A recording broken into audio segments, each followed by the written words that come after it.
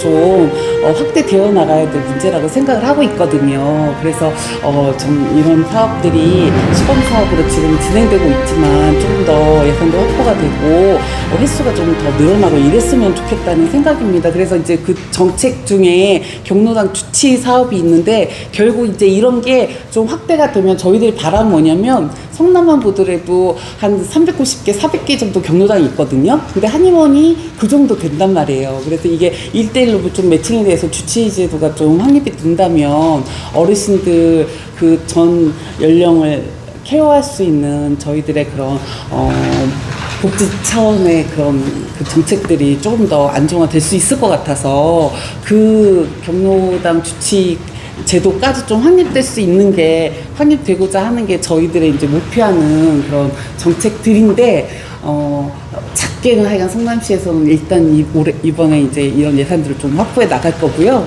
궁극적으로는 좀 이게 입법화돼서 경로당 주치 제도도 좀 이렇게 좀 마련이 되고 했으면 하는 바람입니다. 이제 여기까지는 구체적으로 저희 성남시에서 지금 벌이고 있는 사업들을 중심으로 한 한의계 정책들이 어떻게 좀 확대되었으면 좋겠는가 하는 저의 이제 한의사 성남시 한의사 회장으로서의 좀 내용이었고요. 나머지 또 굉장히 중요한 얘기가 또 몇 가지가 더 있거든요. 그거는 이제 전체 한의계 그런 입법화했으면 좋겠는 문제들에 대해서 회장님께서 좀 또 말씀을 해주시겠습니다. 예. 좀 늦었지만 우선은 재선 당선하신 거 축하드리고요. 예. 이렇게 휴일에 저희들 불러주셔서 너무 감사드리고, 저는 이제 경기도 한의사회 회장을 하다 보니까 이제 지금 지역구적인 일도 있지만 중앙하고도 또 연계를 하기 때문에 이제 큰 법률적인 이제 문제를 좀 말씀을 드리려고 합니다. 자료집에 다 있는 건데 그냥 몇 가지만 정리를 해서 말씀을 드리면, 첫 번째는 이제 우리 성남시 회장님이 말씀하셨듯이 초음파 진단기기에 대한 이제 급여화 문제. 그러니까 2022년도 12월에 이제 대법원 전원 합의체에서 이제 한의사가 초음파 진단기기 사용하는 거는 합법이라고 다 이미 판정이 났는데, 그 이제 단순하게 사용만 하는 것이 아니라 이제 환자를 위해서 진료를 할 때, 진단을 할 때 사용이 돼야 되는데 아무 급여가 안 돼 있으면 환자에 대한 질적 진료도 떨어질 수밖에 없고, 그다음에 이제 물론 이제 치료라는 개념하고 양방 기계에 대해서 치료와 진단이 이제 분리가 되는데, 치료에 있어서는 당연히 양방 기계를 저희가 쓰는 것은 문제가 될 수 있습니다. 근데 진단을 하는 그 기계를 사용하는 데 있어서는 양방 한 방이 사실은 크게 문제는 없거든요. 똑같이 예를 들어서 위염을 진단하는 데 있어서 위염이라고 그러지 그거를 우리는 다른 말을 쓰지는 않거든요. 물론 전통적인 한자의 진단명이 있기는 하지만 요즘에는 이제 KCD 그 상병명을 같이 다 쓰고 있기 때문에, 그래서 그런 것에 대해서 좀 급여화하는 문제 좀 신경을 좀 써주시는 거고요. 그 다음은 추나 횟수가 지금 제한되어 있습니다. 2019년에 지금 진행을 하고 있는데, 보험급여를 해서 하고 있는데 연간 한 사람에 대해서 20회밖에 지금 못하고 있습니다. 우리가 그 추나를 하는 경우는 대부분이 이제 요추나 경추에 대해서 이제 디스크 환자들 아니면 자동차사고로 인해서 증상이 심한 분들을 이제 진단을 하고 치료를 하고 있는데, 해보신 분들도 아시겠지만은 20회 가지고는 사실은 택도 없는 굉장한 적은 숫자거든요. 그래서 그 횟수를 좀 늘려서, 그리고 문제는 또 책정된 예산이 소진이 안 되고 있습니다.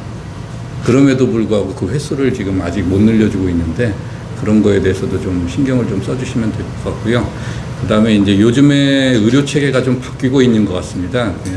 윤석열 정부가 이제 의대 정원도 늘리면서 1차 의료에 대해서 이제 어떤 신경을 쓰는 것과, 그 다음에 이제 상급 의료기관, 그 다음에 이제 밑에 의료기관 이런 것들을 갖다 분류를 하고 있는데, 그 전에 이제 재활병원이 아마 진행이 한번 됐었고요. 지금 진행되고 있는 게 악업성 환자에 대해서 그 회복기 환자를 진료하는 병원에 대해서 지금 계획을 짜고 있는 걸로 알고 있습니다. 그런데 거기에 지금 한의 쪽은 전혀 가담이 되어 있지 않고요.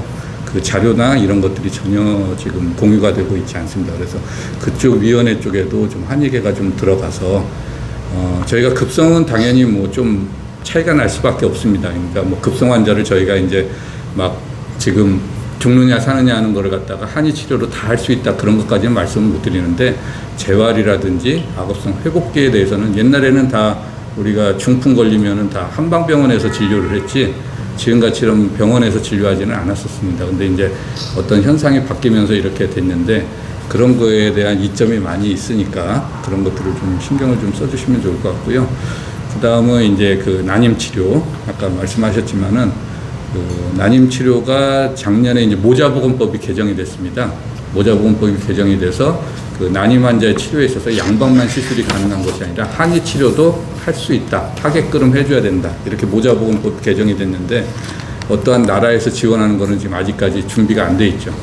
예산도 없고. 그다음에 이제 지금 지역적으로는 그 난임 사업을 굉장히 활발하게 하고 있고요. 아마 의원님, 도의원님들도 아시겠지만 경기도에서는 2017년부터 해서 지금 거의 7년, 8년째 난임 사업을 하고 있고 임신 성공률도 굉장히 높은 수준으로 나오고 있습니다. 평균 10% 중반대로 양방 시술에 비하면 굉장히 높은 시술입니다. 그 나이대도 있기 때문에 저희가 평균 연령이 30한 후반대거든요. 대상자가. 그럼 당연히 임신 성공률이 떨어짐에도 불구하고 10% 중반대를 계속 유지하고 있고 올해 같은 경우는 지금 대상자가 지금 다 모집이 돼서 진료를 하고 있습니다. 그래서 지금 어제인가 그제 지금 의장님 새로 선출되시고 아마 하반기 도의원님들도 위원회가 다 바뀌는 것 같은데 기존에 이제 그 보건복지부 위원님들하고 얘기해서 아마 하반기 때 좀 추경을 좀 해달라고 저희가 요청을 했습니다. 그래서 도의원님들도 좀 관심을 갖고 지금 접수자가 대기 상태로 있는 상태로 예산이